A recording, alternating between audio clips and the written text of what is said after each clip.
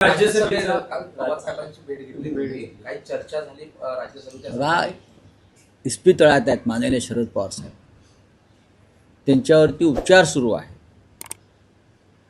त्याच्यामुळे ती राजकीय चर्चा करण्याची जागा नाही. त्यांच्याने माझे व्यक्तिगत नात्याचे संबंध आहेत पहिल्यापासून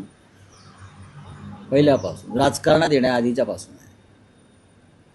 काल त्यांना भेटलो, त्यांच्या प्रकृतीची काळजीपूर्वक चौकशी केली, माझ्याशी ते बोलले अनेक विषयावर. हे खरं आहे. इतरसुद्धा काही लोकांचे तेव्हा दिल्लीतून फोनाफोनी सुरू होती तिथे, त्या संदर्भात एक संवाद झाला, तो मला माहिती आहे. आणि पवारसाहेबांची प्रकृती आता स्टेबल आहे. काही चाचण्या त्यांच्या थोड्या आजूबाजूकडे होतील आणि ते घरी जातील. त्याला ताबडतोब घरी जायचं, पण डॉक्टरांनी त्यांना थांबवलेलं आहे, कुटुंबांना थांबवलेलं आहे. आणि लवकरच ते पूर्ण बरे होतील आणि सक्रिय होतील असं मला एकंदरीत त्यांच्याशी बोलताना जाणवलं. पण राऊत, तुम्ही असं म्हणत आहात की राज्यसभेच्या जागेसाठी महाविकास आघाडी चर्चा होती. दुसऱ्या बाजूला आदित्य ठाकरे हे वारंवार शिवसेनेचा हा कसा दावा आहे राज्यसभेसाठी हे ठळकपणे सांगतात. मग ते चुकीचं काय बोलतायत? एक लक्षात घ्या की महाविकास आघाडीमध्ये चर्चा करूनच आम्ही निर्णय घेऊ ना. फक्त माझ्याकडे 20 जागा आहेत म्हणून तर मी आमचा खासदार निवडून आणू शकत नाही, किंवा काँग्रेस पक्षाचे 16 आमदार आहेत म्हणून ते निवडून आणू शकत नाही, शरद पवारांचे 10 आमदार आहेत म्हणून ते निवडून आणू शकत नाही. त्याच्यामुळे प्रत्येकाचा दावा आहे, प्रत्येकाला वाटतं आमच्याशिवाय निवडून येणार नाही. एकत्रित बसून आपापल्या दाव्यांवरती चर्चा करणं आणि निर्णय घेणं हा त्याच्यावरचा मार्ग आहे. त्याच्यामुळे आदित्य ठाकरे जे बोलतात ते बरोबर आहे. प्रत्येकाचा खासदार निवृत्त झाला आहे.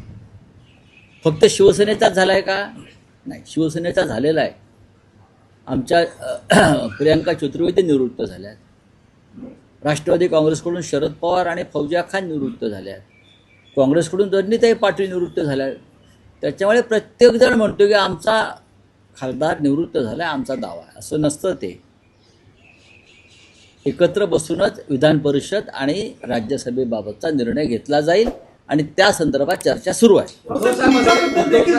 त्यांनी संदर्भ दिलाय की शरद पवार हे सर्वाधिक आदरार्थी आहेत आम्हाला, परंतु ही जागा आमची आहे.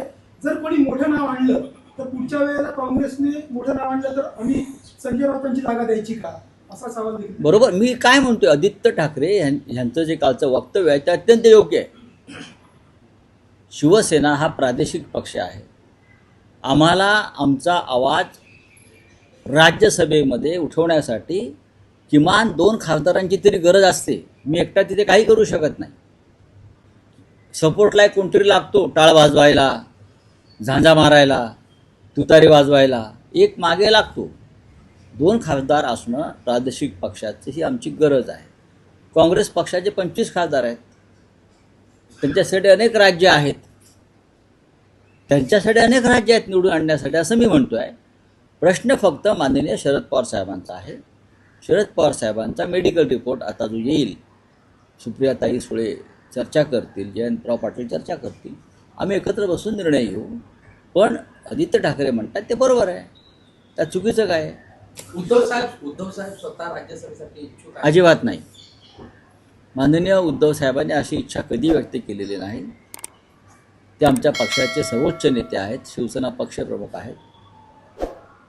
महाविकास आघाडीतल्या सर्वच घटकांची इच्छा आहे की त्यांनी पुन्हा विधिमंडळात जावं आणि तिन्ही पक्षाच्या आमदारांना कायम मार्गदर्शन करावं. ही सगळ्यांची आमची इच्छा आहे.